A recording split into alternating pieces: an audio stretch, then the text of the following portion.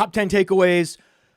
Oh, my favorite top 10 takeaway shows are always the big reveal shows.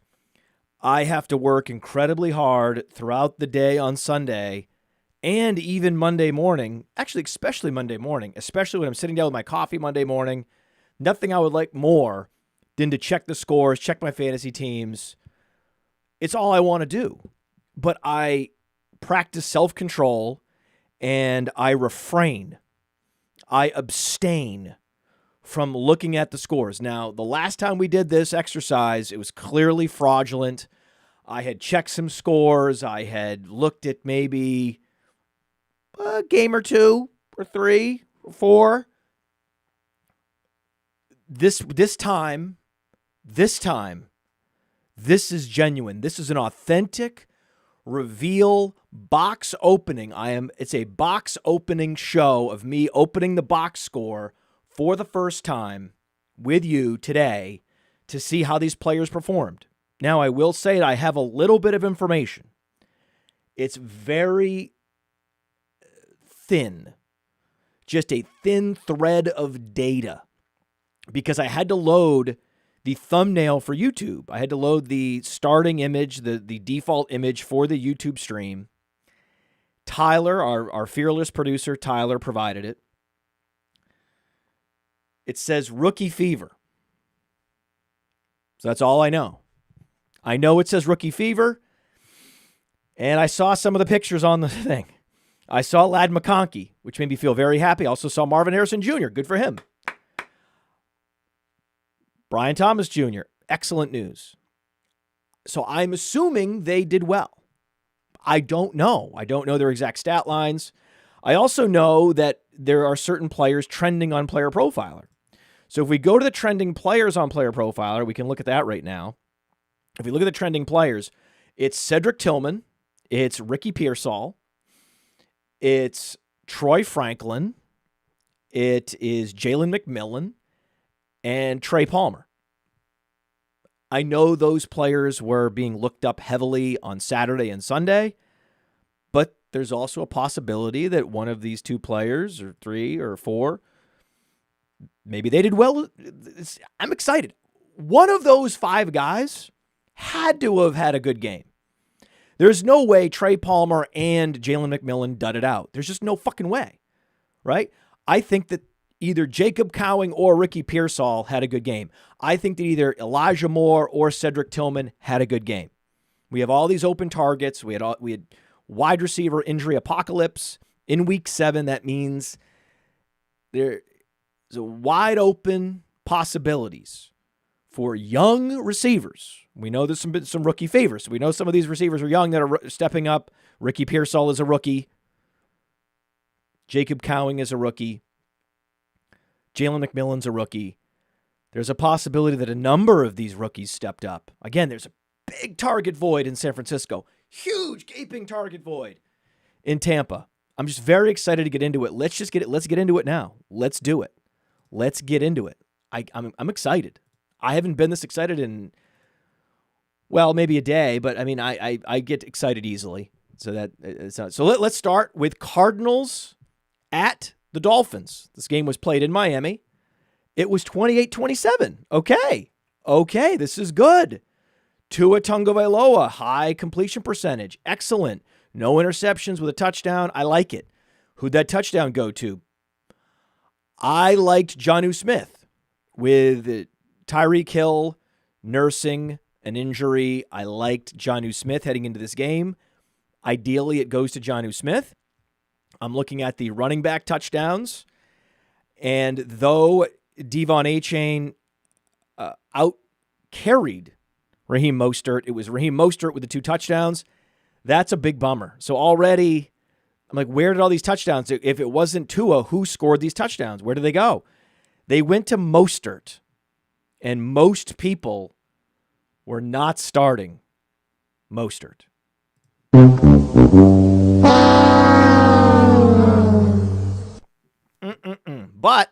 But now I'm into the receivers. Good news, Devon Achane, he did score. He scored on a nice little catch. I don't know what the hell happened. Again, I don't know what happened, which makes this show not as data rich as it typically is. Now we have John Adams, and John Adams is my eye in the sky who is sending me all the injuries, all of the important notes from the game, the big performances, the big snap trends and route running trends. So we can look up John's notes right away. And here we go. So we're gonna open this up. And he's changed the format. Okay, so perfect timing. John has changed the format on me, and now I don't know where to look for anything. I think I found it. I think I found a tab. There's about 7 tabs along the bottom. This is really hard to figure out. So, okay, so here's what you all can let me know if I'm on the right track with this.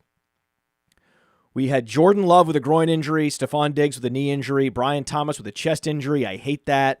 Christian Kirk with a collarbone injury, broken collarbone, so he's going to be out for a while. Gabriel Davis with a shoulder injury. Whoa.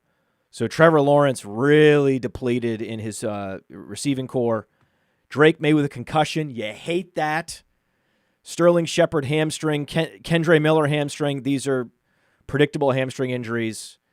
Michael Wilson, lower leg injury. I don't like that at all. DJ Moore, back rib injury. Hopefully not too serious, and he can play through it. Jordan Mason, shoulder injury. Ooh. Isaac Garendo. Could be Isaac Garendo time. Calvin Ridley. He was hurt, even though I think at the time, it looked like in the fourth quarter, he was hurt, while the team was losing by 38. So according to my notes on the injuries, Calvin Ridley was hurt down 38. That's not smart. That's not, because on the Starter Stream show on Sunday morning, I said, this is finally the time. I've been waiting my whole life. My whole life has gone by, and I've never had the opportunity to trade for Calvin Ridley, draft Calvin Ridley. I've never been in on Calvin Ridley until now. Until they trade Hopkins, we had this big target void. Mason Rudolph is a potential upgrade to Will Levis. Now is the time to step in and say, okay, I'm gonna be the buyer here. I'm gonna be the mystery bidder on Calvin Ridley. I'm gonna stop the bleeding. Going once, going twice sold. I'm the one that's gonna step in and get it at fire sale prices. Calvin Ridley is the type of player you only get at fire sale prices, and now he's hurt. Great. I just traded for him. Great. Perfect. Just perfect. Okay. So those are our injuries. And then there's a whole bunch of takeaways. But see, John had been sending me this nicely formatted email that would allow me to just fire off the notes as we would go through this. Now I see lots of tabs in a spreadsheet. And when I see lots of tabs in a spreadsheet, I do this. Okay, so there's no way I'm going to be able to understand how this spreadsheet is structured live with you today. That's not going to happen. So this puts me at a disadvantage. This maybe is not the best week for me to do the live reveal of my reactions to the box scores and the performances from Sunday. I had no idea that he would change the process without telling me, or okay. So I think we're really going to be flying with no.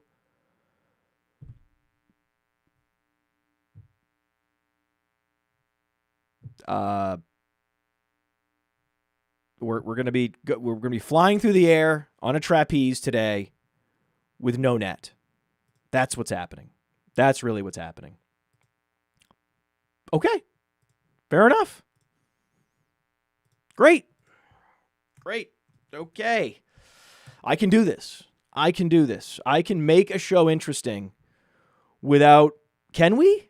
Can I make a show interesting with no data points? That's a valid question. I don't know. Have I ever done that? Have I ever done a show where I didn't have any underlying data to share with you to make the box scores richer? It's just going to be, I'm going to have to carry this just with the flash paper and personality and zingers and boner sound effects and yelling at the audience. I guess wait, that's most shows. So I think we're good. I think we're fine. Yeah. I think we're fine. Why not? Yeah, sure. Why not? We can do it.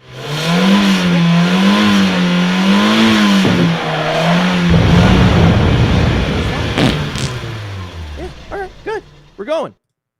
Off we go. So, spoiler alert, and this is the most ironic spoiler alert ever because I'm the only one that this could have possibly been spoiled for. You all know this. Jonnu Smith, 4 for 20. Dang. But Waddle, 6 targets. Still, see, Waddle was a strong start this week in theory. This is not cool, man. This makes me concerned for Jalen Waddle the rest of the season. It turns out maybe Devon Achane, such a good receiver, that it's actually holding back Jalen Waddle. Jalen Waddle's like, I thought I owned the short intermediate areas of the field. Now I got Jonnu Smith competing for targets. Smith had 6 targets, and Achane had 8. Waddle's in a target squeeze, a short intermediate target squeeze for Jalen Waddle. I hate this. Oh, I hate this. Michael Wilson scored 14 fantasy points for Michael Wilson. Look at Marvin Harrison Jr. Look at Trey McBride. Wow. 18 targets between them. 235 receiving yards between them. Wow. Wow, that means Murray had a good game. 300 yards and 2 touchdowns. 25 fantasy points for Kyler Murray. James Conner got there by falling into the end zone. Good for him. I mean, looks like the NFL is back exactly where we thought it would be. Right? Marvin Harrison Jr. performing like a second-round pick. 9 targets for Tyreek Hill. Devon Achane finding a way to score and get you 26 fantasy points on the strength of 17 fantasy points in the receiving game. This is a return to normalcy week. This is great. This is great stuff. This makes me very happy. Okay, that's game number 1. Oh no. Oh no, I hope this is not a 2-hour show. If that's one game, oh no. Oh no. And then we got to hear about the DFS Dominator. Oh wow. Listen to the DFS Dominator. I got to compose myself. A little bit of info on the DFS Dominator, which you should be subscribing to if you play DFS at all, and here's why. Hey, I know DFS may have peaked, but there are still hundreds of thousands of people to play and millions of dollars up for grabs every week. So let's put our hoodie on and let's talk about Player Profiler's DFS Dominator. It has a cash game optimizer that leverages the projections from Billy and Theo and Bradley and Evan and that Player Profiler AI engine to create cash game lineups that certainly have a high floor, but also give you that ceiling. Now, you've probably heard about the most powerful tool of all, our Lineup Genius. We know winning GPPs requires a completely different approach, which is why our Lineup Genius takes you through the process of selecting the quarterbacks in the juiciest matchups. Then it highlights the stacks and runbacks that are available, lets you pick the chalk level, lets you pick the level of correlation with a number of other proprietary settings available to you. Click a button and it generates hundreds of lineups to be imported into FanDuel and DraftKings. And it's just $45 a year, not a week, a year. So for that reason alone, if you play DFS, you'd be an idiot not to buy the DFS Dominator. That's right. That's right. So off we go here. Alex Dine in the chat. It's a good question. Can I and should I keep the faith with all these bench running backs? And I say yes. I say yes. Please do. Let me know in the comments. Let me know in the chat. Are you keeping the faith? Are you concerned? Are you pivoting? Have you been inspired to go drop a bunch of running backs, drop Garendo, drop Ray Davis, drop... Oh man. I wouldn't drop Kimani Vidal-Sassoon, but if you're dropping Vidal-Sassoon to pick up Jalen McMillan or Jacob Cowing, I hope not. I don't like it. I say stay the course by going exclusively with bench running backs. But again, let me know in the comments. Let me know in the chat is it just too much for you? Is it too stressful and you just need bench receivers? There's something about these bench receivers. You have to go get them, and that helps you sleep at night. Can you keep the faith? Can you stick with the process? Falcons were at the Buccaneers, and the Buccaneers almost won. Oh, my God. They almost pulled it out in the fourth quarter. And so my prediction was that the Falcons would be up by 10 in this game, and that's exactly what happened. At the end of the third quarter, the Falcons were up 31-17. That's exactly what we were looking for. But Bijan Robinson only 63 yards. Kyle Pitts with the 2 touchdowns. Kyle Pitts suddenly getting there, but Cade Otton outproduced him. So now we had the battle of the tight ends in this game. Baker Mayfield, whoa!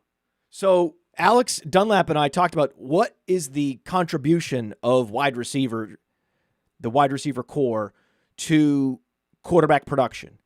And we had this case study in Baker Mayfield that historically he's been average. He's been a 16 fantasy points per game receiver. He loses these top 2 wide receivers, one of the best wide receiver duos in the league. It had to mean like that his fantasy points per game would crater by like 8 fantasy points. Boom, he's right back to where he was. He just right where he left off. Checked back right in. Hey, 28 fantasy points. Wow. Bucky Irving outrushed Rachaad White.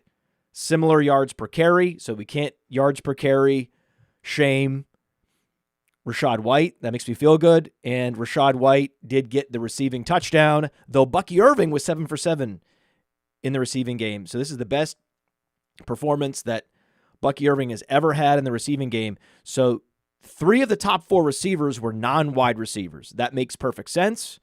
And McMillan and Palmer totaled. They combined for 12 fantasy points. And that was my fear. During the Starter Stream show, if you all didn't tune in for that on Sunday morning, it's at 8 a.m. every Sunday morning on YouTube. You wouldn't believe all the people that were trying to start fringe receivers. Should I start Tillman? Should I start McMillan? Should I start Palmer? Should I start Pearsall? Should I start Cowing? It was like, no. It's like, there are particular situations where you're in a league where you start 3 receivers with 2 flex positions, and now we're out into like way past wide receiver 50 in the rankings. And we looked it up. We looked up, hey, look at wide receiver 60. What's wide receiver 65? Wide receiver 70. Hey, here's Jalen McMillan. Hey, here's Trey Palmer. If you need max upside, the play was probably Trey Palmer, but it's a thin play. And those guys were thin plays. They're always thin plays. The unproven rookie or the backup that's coming in with some speed, always unproven, always a thin play until we see it. Kyle Pitts, Darnell Mooney was a must start. We have a whole must start compilation that we put up on TikTok at Player Profiler on TikTok. We have the must start compilation. Mooney was in there. Mooney was in the must start compilation. Now, my contribution to the must start compilation was David Montgomery. We haven't looked at the Lions box score yet. We're going to see what happens. Drake London. Disappointing game for Drake London. Kyle Pitts suddenly is infused with upside and hope. And I'm very interested to see where our 3-year projections have Kyle Pitts for the Dynasty rankings. Where's Kyle Pitts' lifetime value check-in using Player Profiler's AI engine? Evan runs the engine. Evan's going to know. Evan Ringler. This week, I'm having Evan Ringler on the Mind of Mansion show, so look out for that. We're going to be going live tomorrow. Podcast will drop midweek. That's exciting. And we'll talk about the big movers on the season rankings, the full season rankings, as well as the big movers in Dynasty. And I'll ask about Kyle Pitts. That'll be top of the agenda. 12 carries for Tyler Algier, 3 fantasy points. That's worst case scenario for those of you that had to start a fringe running back. Kirk Cousins, 4 touchdowns, 36 fantasy points for Kirk Cousins. Wow.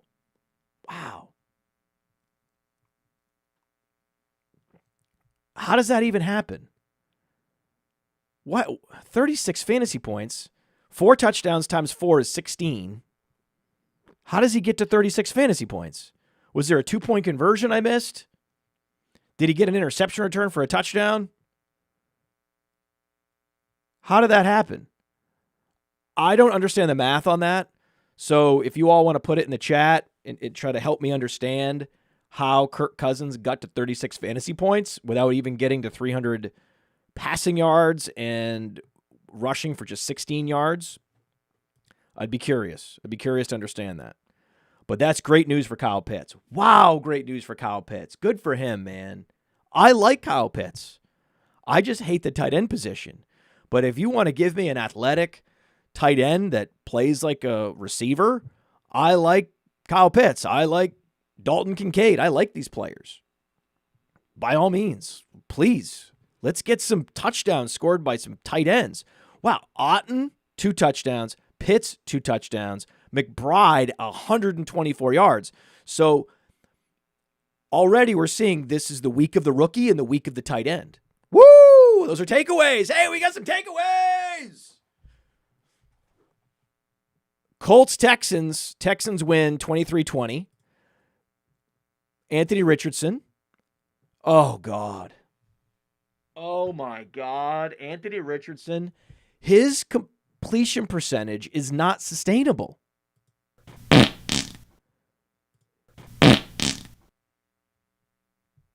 He was 10 for 32? Oh. Is it possible he can't play? He can't find open receivers? Oh, poor Michael Pittman. 1 for 6.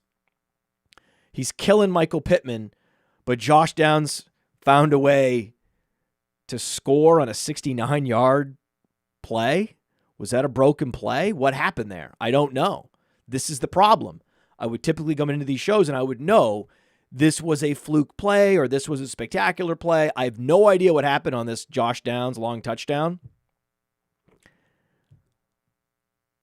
Anthony Richardson was a guy you had to play. The projected game script meant you had to play Anthony Richardson, and if you're not starting him, then you have to get rid of him. You have to just sell low. If you get to a position where I'm benching Anthony Richardson against the Texans, goodbye. That's the position. People put themselves in this position. When we're in the starter stream environment and we're like, hey, who do we start? I never want to hear that you're considering Anthony Richardson because that means you have Anthony Richardson. That means you let yourself get put in this position where now you have to play him. Stephon Diggs, 81 yards. Tank Dell, bailout touchdown. Yes. Oh, man, but the 4 targets. Only 4 targets for Tank Dell, 6 targets for Joe Mixon. Look at John Mechie. We have a John Mechie sighting. That could be due to the Stephon Diggs injury, though. That's unfortunate. You don't want to see that. And JT getting there with the 100 yards. JT is healthy. JT is back. You love to see teams giving these players with high ankle sprains the extra couple weeks to get fully healthy. And Joe Mixon is a warrior. Oh, warrior. 25 carries. 6 targets. 31 total opportunities. That's how you get to 23 fantasy points. What a great pick. Man, the dead zone, starting with Mixon and Walker. Oh, man, all the way through, like Brian Robinson. What a gold mine. Running back dead zone. And still, Bijan Robinson. Not providing the ceiling performance that you're hoping for, given the situation. A mere 63 yards for Bijan Robinson, splitting the carries evenly with Tyler Algier. Could have waited 3 rounds and gotten Joe Mixon. Oh, brutal, heartbreaking, gut-wrenching. Packers win. Of course they won at Jacksonville. What a game. This was the week I chose to not watch football. All I'm seeing are great games. Falcons won in a shootout. Cardinals won by 1 point with 55 points scored. The Packers won by 3 with 57 points scored. This was the wrong week. The wrong week for the Podfather to get distracted and not watch football. Bad week to not watch football. Poor Jordan Love, injured, goes out, 5 fantasy points. Though he was a must start this week. Trevor Lawrence getting there. Tank Bigsby couldn't reach 10 fantasy points. Though he got you the 18 carries. A whole 18 carries. Oh my God. Low-calorie touches. The ultimate low-calorie afternoon for Tank Bigsby. You love to see it. You love to see it. Bench Tank Bigsby. Brian Thomas Jr. Oh, man. And Brian Thomas Jr. with Kirk Cousins now with the broken clavicle. Just means more opportunities for Brian Thomas Jr. We'll see how this injury, we'll see what happens with this injury. We know about the injury.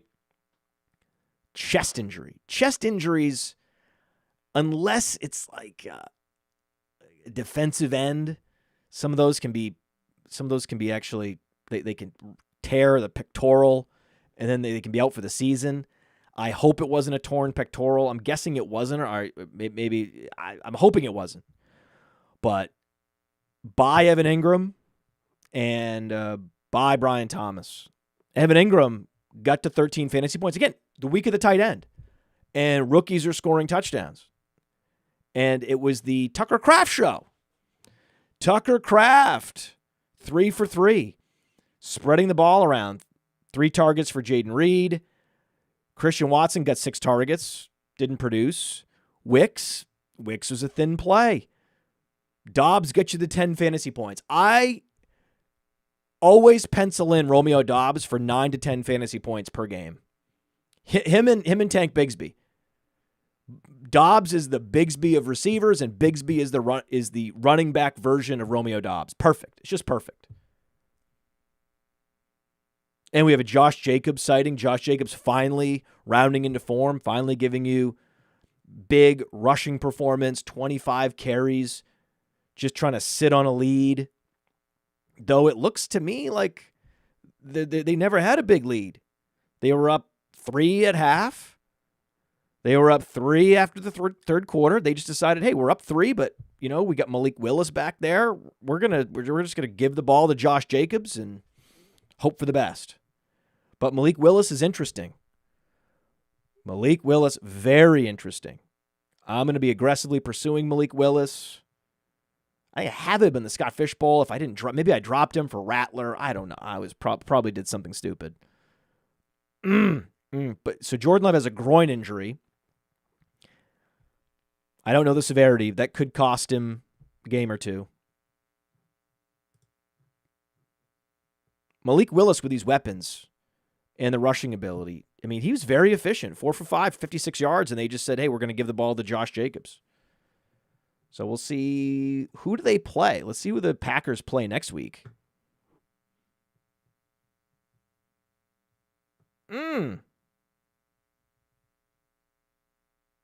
Ooh, home against the Lions? Oh, man. And, okay. Positive Grouch, a new person in the chat. Love to see these new people in the chat. Jacobs stole ankles on that TD run. So Jacobs is looking at, he's now well past the age apex, well into his mid to late 20s. Josh Jacobs still got it. Still got the elusiveness. Love to see it. Happy tight end day.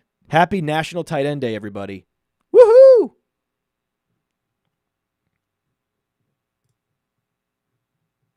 Malik Willis, interesting streamer for week 9 against the Lions. Again, the Lions are going to get out to a lead. The Lions are probably going to win. So you're looking at negative game scripts, lots of receiving options, tons of weapons, and also short intermediate receiving options like Jaden Reed on the bubble screens, Tucker Kraft, athletic, yards after the catch, tight end. This sets up well for Malik Willis this coming week. But we hope Jordan Love is anytime you leave the game and don't come back, the odds are you miss the next week at least. So I'm projecting Jordan Love to miss at least 1, if not 2 weeks. Probably 2 weeks. That'd be my guess. Browns beat the Ravens. Good for Jameis Winston. 3 touchdowns for Jameis Winston. We've been talking about the Jameis Winston era. Can't wait for the Jameis Winston era. Get ready for it. But now I'm dying to know who the receivers were. I'm dying to know who caught the passes and scored the touchdowns for Jameis Winston. I'm hoping it was David Njoku because he really was the de facto number 1. We'll see. Let's see. It was Cedric Tillman. He had 12 targets the previous week. Now Cedric Tillman goes out, scores 28 fantasy points. Elijah Moore had more targets, 16 fantasy points for Elijah Moore. Elijah Moore, Truthers Unite. Yes. Yes. Yes. I don't hate Cedric Tillman. I just said it's okay to wait a week and to not play Cedric Tillman over running backs that we know are the primary back for their offense. In those situations, just go ahead and play the running back. You don't need to get cute and play Cedric Tillman this week. If you did, you took the chance. It was a good matchup. Baltimore allows a lot of fantasy points to opposing wide receivers. It worked out. Congratulations. Congratulations. You took a chance, and it worked out. If you were a dog, then you wanted to play a player like Cedric Tillman in this matchup. Because with Jameis Winston, it could shoot out. And Elijah Moore with the 12 targets. You love to see that. Tillman and Moore outproducing Jerry Jeudy. I don't know if I'm ever going to get to a point where I'm buying Jerry Jeudy. I finally got to the point. I had a 1-week window where I thought now's the time to get Calvin Ridley and he gets hurt. I don't know if I'll ever get to the point where I'm buying Jerry Jeudy. This makes me very happy. Very happy that Jerry Jeudy finished 4th among Browns receivers in fantasy points for week 8. This is a joyous occasion. Fuck Jerry Jeudy. God. And thank Elijah Moore is now the co-primary option for Jameis Winston. Tillman got the 12 targets last week. Moore got the 12 targets this week. Tillman happened to get the touchdowns. The touchdowns could go to Elijah Moore next week. These are your co-number ones. 1A, 1B, Tillman and Moore. Warm these guys up. You can play them. If any of you in very deep leagues took my advice and stashed Elijah Moore, knowing that Tillman was already picked up, congratulations. Yeah, Bateman dudded out. I didn't love starting Bateman. Starting Bateman this week was point chasing. Our projections had Zay Flowers as a top 10 option this week. We were one of the very few services having Zay Flowers as a top 10 option. He puts up 18 fantasy points. You love to see it. And then Lamar Jackson, another great game. No interceptions, 2 touchdowns, 27 fantasy points. That's your MVP. Wow. The witch is dead in Cleveland. The witch is dead. A house landed on Deshaun Watson, which is ironic, I know, because he buys a lot of people houses. The witch is dead in Cleveland. Now they can open up the offense again. Wow. The Lions beat the Titans 52-14. Sam Laporta is back. This is National Tight End Appreciation Day. Hendon Hooker got to play a couple series. Good for him. David Montgomery, 16 fantasy points. All right. Whenever the must-start guy comes in, whew, okay. Jahmyr Gibbs and David Montgomery. 19 fantasy points, 16 fantasy points, respectively. Though you notice, even in a major blowout, interesting that Gibbs still earns more carries than David Montgomery. And also, this was the week to warm up Craig Reynolds. Craig Reynolds, the handcuff back nobody talks about. But if either Jahmyr Gibbs or David Montgomery gets hurt, this offense is a well-oiled machine. This is the This is the offense that you want to be a part of in the NFL. So explain to me why you wouldn't be stashing Craig Reynolds if we have all these bench spots available and you've mined all the running backs you can mine and there's nothing left. I can promise you Craig Reynolds is still out there. He actually has an all-purpose skill set. He's just good enough. He's good enough. Right? He's like if you combine Tank Bigsby and D'Ernest Johnson into one guy, it would be Craig Reynolds. Just good enough in all these areas. Pollard was a strong start this week. We were very high on Pollard. He got there barely, 14 fantasy points. Ridley went off. Oh my God. I traded for Ridley. The process was great. He had 15 targets before the injury. Process was incredible if he traded for Calvin Ridley. Wow, nice. But I hope he's going to be okay. Please, Ridley, be okay. Eagles blow out the Bengals on the road. You love to see that. Even Mike Gesicki got involved in tight end appreciation week. Grant Calcaterra, 100% catch rate. Jamar Chase, 20 fantasy points. He's not the leading receiver. He gets there. He finds a way. I did not believe T. Higgins would play. He did not. Yoshivos, 0 fantasy points.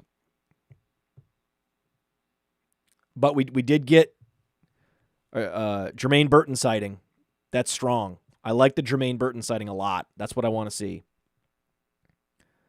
Chase Brown, eked your way there. Starting Chase Brown over Tank Bigsby netted you 2 fantasy points. Jalen Hurts. 3 touchdowns. I didn't see the game, but I'm guessing some of those were tush pushes. This was the game. Finally, it happened. The game all the Barkley faders were worried about. He's going to go for 100 yards. He's not going to score a touchdown because of the tush push. It took 8 weeks for that game to materialize. Wow, you get 37 points scored by the Eagles, 17 points scored by the Bengals, 54 total points scored, and it's actually not much to talk about. Patriots beat the Jets. I knew it.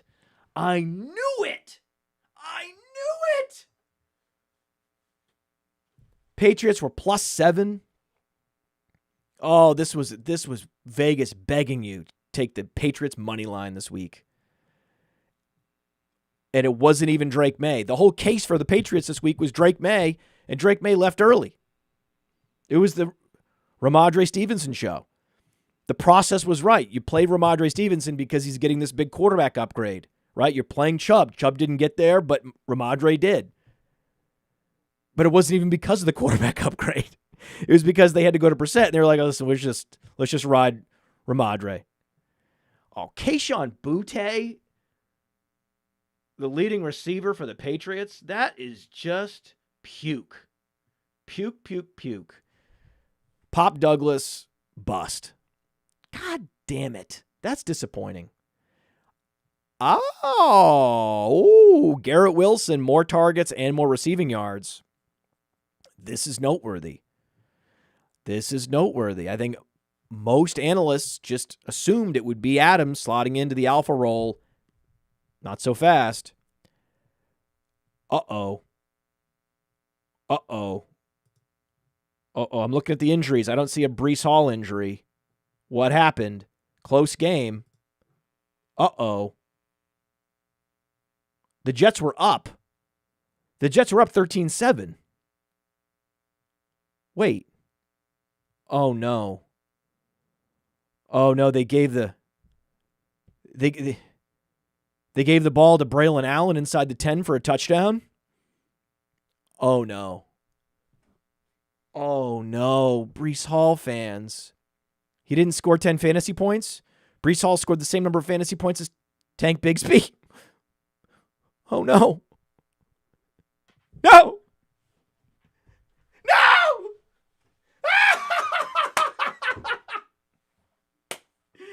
Oh, they thought because of the coaching change. I was with you. I was with all of you. All of you that were like, hey, the coaching change is going to save Breece Hall. I'm with you. I mean, that's the one thing that coaches have complete control over is personnel packages. And you would think new coach comes in and just wants to just give all the carries to Breece Hall. I would do the same thing because when you have Breece Hall back there, you don't telegraph to the defense what you want to do. But no, they gave Braylon Allen 12 carries and the touchdown. Oh, no. And the team's losing to the Patriots. This is so bad for Breece Hall. This is so catastrophic. The Jets are now 2-6. They could shut this thing down. This is awful news for everyone involved. This is very bad. Will Breece Hall even be involved by the time we get to the fantasy playoffs? Remember, the fantasy Super Bowl is the second to last game of the season. Will they even care about giving Breece Hall any touches in that game? Will they not want to see what they have in Braylon Allen by the time that game rolls around on the schedule? Oh, no. Oh, no. I mean, I am hoping and praying that there's some injury that was not documented in my impossible to understand rubric style spreadsheet. You're hoping for some minor injury, and that's the reason. Because if not, oh, God. This is not just a 1 week thing. There's something the coaches saw with Braylon Allen. They're like, this guy deserves more touches. What happened? Wow. Bills are good. That's a takeaway. Bills are good. Their defense is surging. Geno Smith could do nothing. Kenneth Walker erased. Wow. And then they gave Charbonnet the touchdown like a bunch of jerks. Walker, though, very involved in the passing game. You love to see it. Tyler Lockett, 1 fantasy point with no DK Metcalf. That was unexpected. Keon Coleman, 18 fantasy points. Woohoo! Week of the rookie. Tight end appreciation week and the week of the rookie. Kincaid scored. Oh my God, this really is. This is the week to appreciate your tight ends. And Cook reestablishes himself healthy again, battling through turf toe, reestablishes himself as the primary back in this backfield, outscores Ray Davis 28-2. Good for him. Good for him. Ray Davis remains one of the best stash running backs in the league. Khalil Shakir. Wow. Amari Cooper, 1 fantasy point. No injury?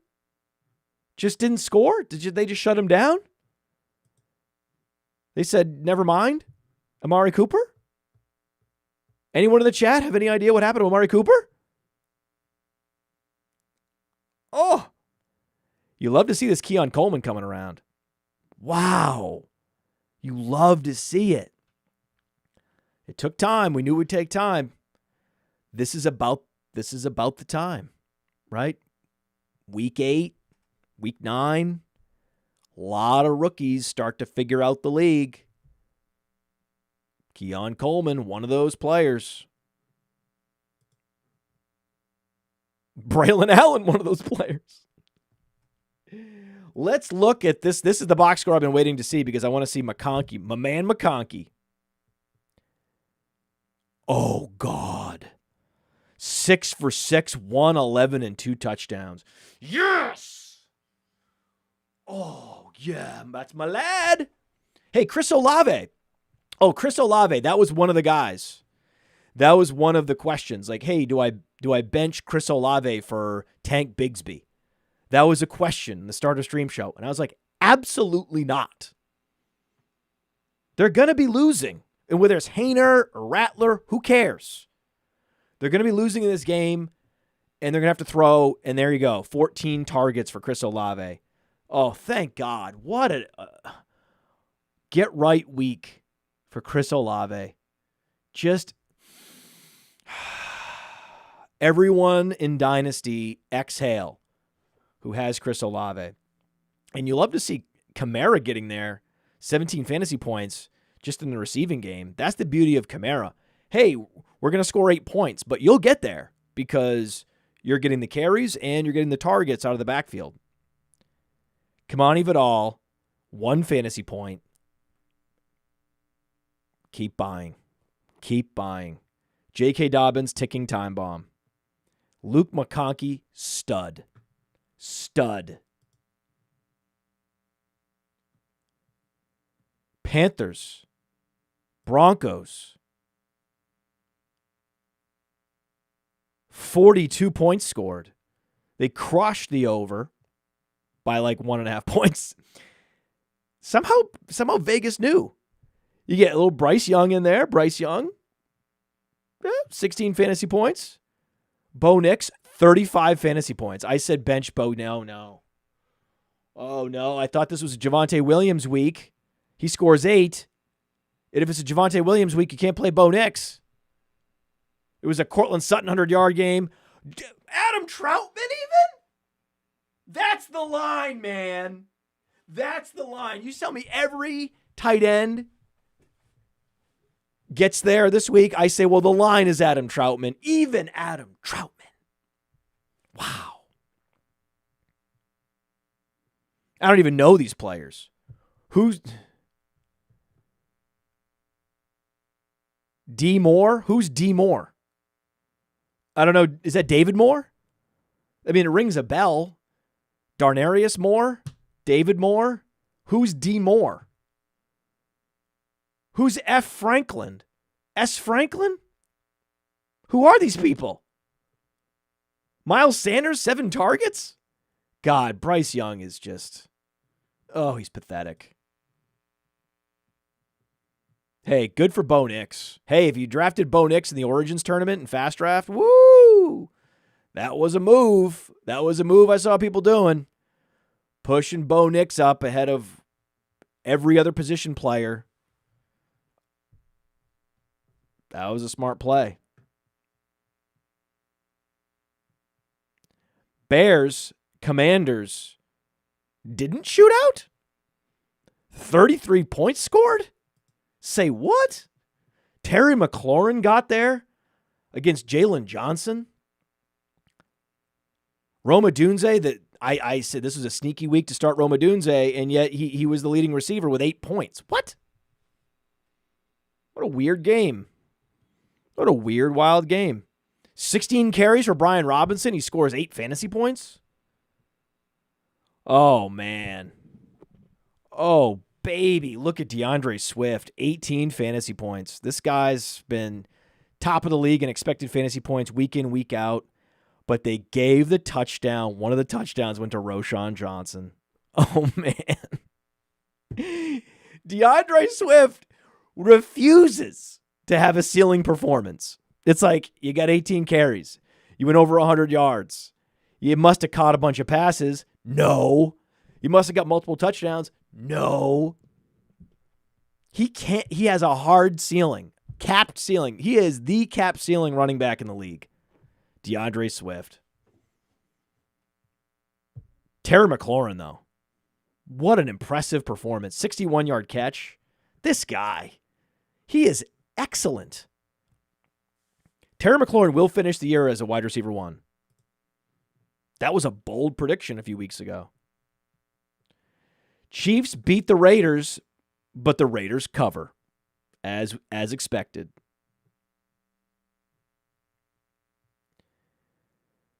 Kareem Hunt falls into the end zone with sub 3 yards per carry, as expected.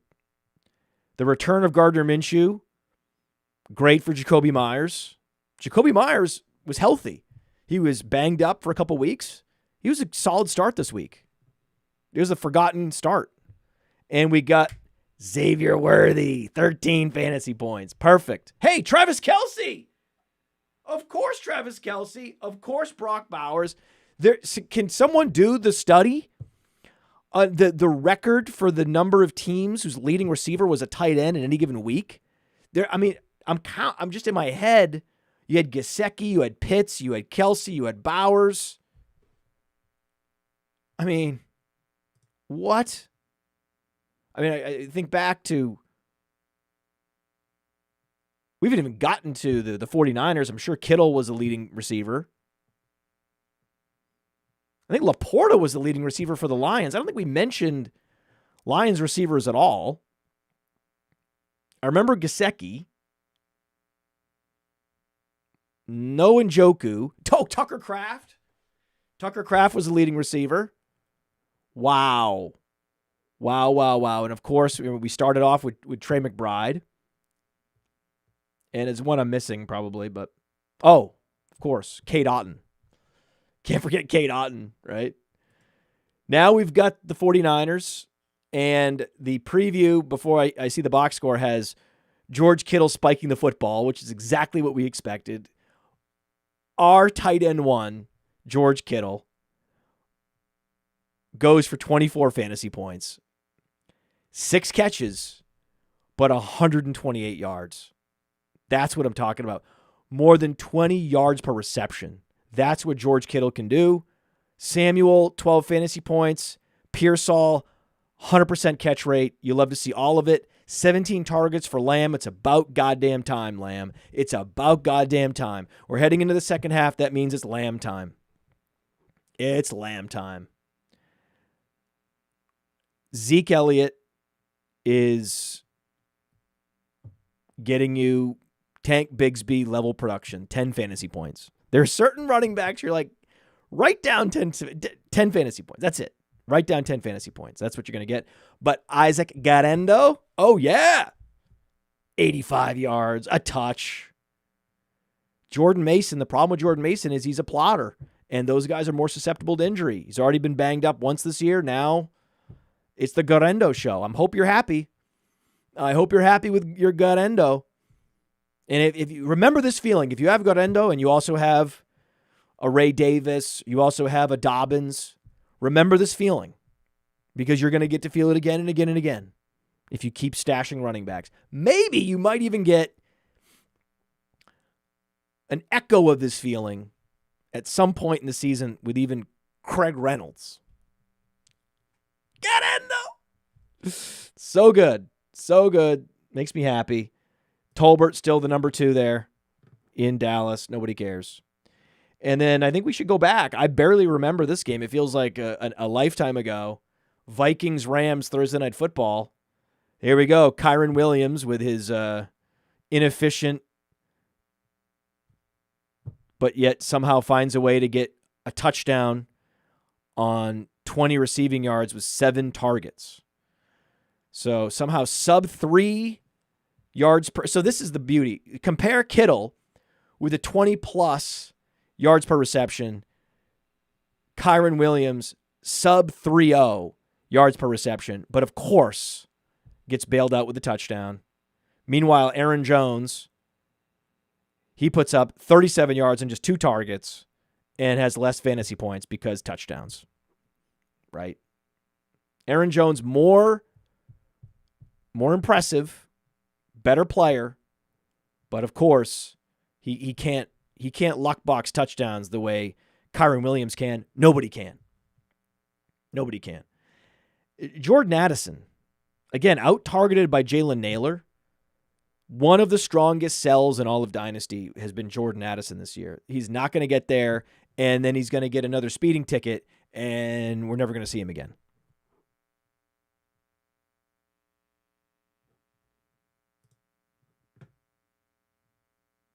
Is there anything else? Is there anything else I missed? We are now 55 minutes in. I believe I've given about 2 takeaways. We have 2 takeaways. So this is the top 2 takeaways. This is the top 2 takeaways. It is the tight end appreciation week, and it's time to start getting maximum excited about rookies. Buy low on rookies. Buy high on rookies. Now is the time. Anyone else have a question from the chat? We'll take one question from the chat because I got nothing to go out on. This is what happens. You're seeing me just improvising a show with no notes. Again, no net. High wire act. I don't know how to go out. I don't know how to take the show out. Play us out. What does that mean, play us out? What does that mean? I don't know how to get out of the show. How do we end the show? Play us out. I don't know how to play us out. I need some kind of crescendo. Brian Thomas could miss 2 to 4 weeks with his chest injury. Great. Great. Just great. Well, you know what that means. This might be tight end appreciation week, but we're looking for the rest of the season at Evan Ingram appreciate. Wait, no, that's not how. God damn it. Okay. Let me try it again.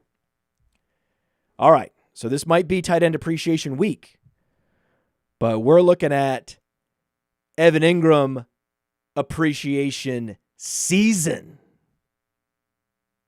now for the rest of the season.